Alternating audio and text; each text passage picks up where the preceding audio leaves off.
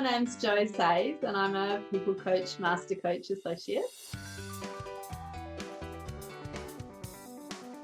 I did my initial coach training in 2006, so my background was in psychology. I've always been interested though in the sort of high performance side of psychology, helping people to thrive.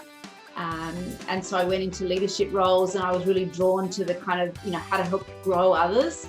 And so I moved into sort of human resource development roles where I, kind of took this on in a more organisational sort of sense, but sort of found some limitations in the traditional sort of training kind of model of teaching people with limited sort of retention. So I was really looking for something, an intervention that really helped people to maximise their learning and their growth and their application, and coaching was it.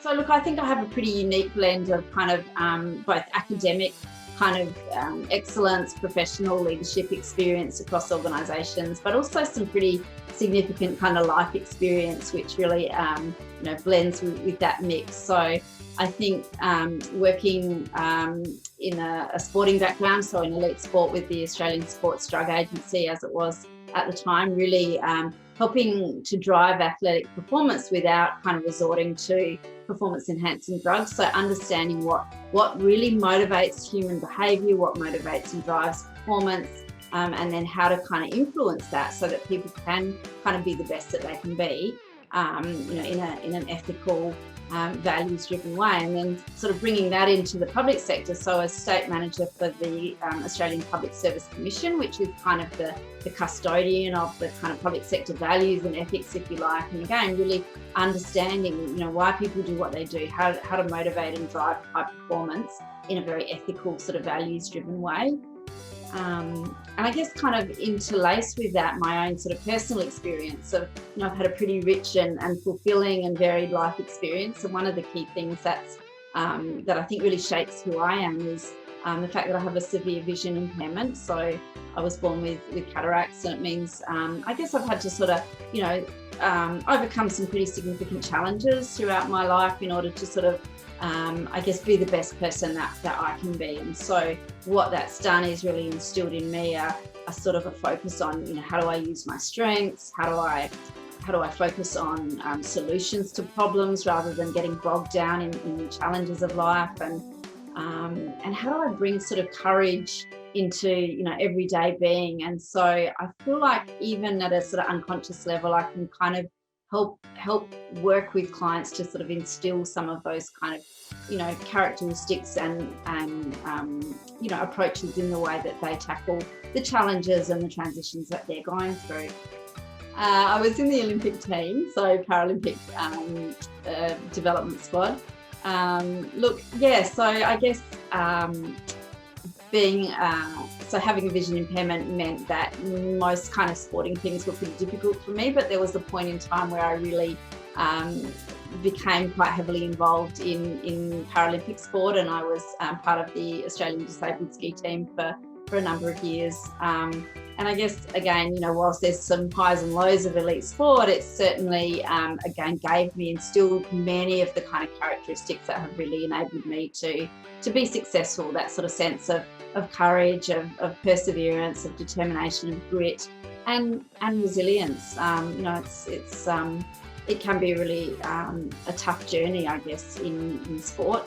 And so that sense of performance and resilience and well-being, and how those two things link together, is again something that's really core to what I bring to my coaching, because it's not all about high performance at all costs.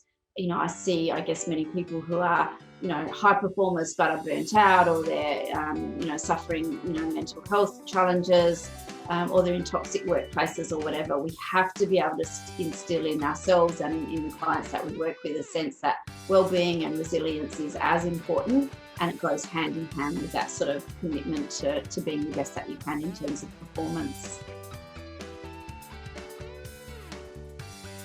Model that business mission, I guess, of making coaching accessible, and at the same time ensuring that there is some impact in the work that we do. So I guess I really relate to that as the mission of the company.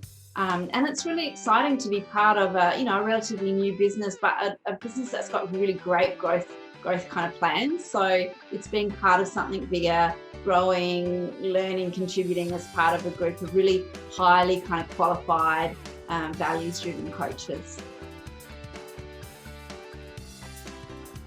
It's pretty easy for me, really, and it's also pretty simple. It's do your best.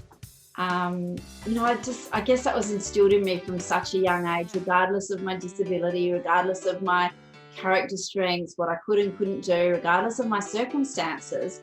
Just do your best, do the best that you can do, and so that's how I live my life, and hopefully try and inspire my clients and others to do the same. I think it's really about making time for self-reflection. We're bombarded by information and we're overwhelmed with expectations. And so we're operating constantly reactively, and we need to just claim back this time to ponder, to think, to consider, to daydream about what we want and what's possible, and to be able to put time into planning and prioritizing and growing. And so, that's why coaching is so great, because it enables that time. But if we can support our leaders and our employees to take responsibility for that self-reflection themselves, to just carve back some of that time, that would be my piece of wisdom to offer. I think being an ICF International Coaching Federation credentialed coach is really important, for me personally, but also for the profession of coaching. And so I've been a member of the Federation, which is the international peak body, for 15 years, and I'm credentialed, which means I've demonstrated that kind of coaching competence, as well as a commitment to both ethics as well as continuing professional development. And I think that's such a we have to live and breathe what we're asking our clients to do, which is to be learning and growing, and to be developing ourselves. So that's a really important thing for me, and I think for my clients.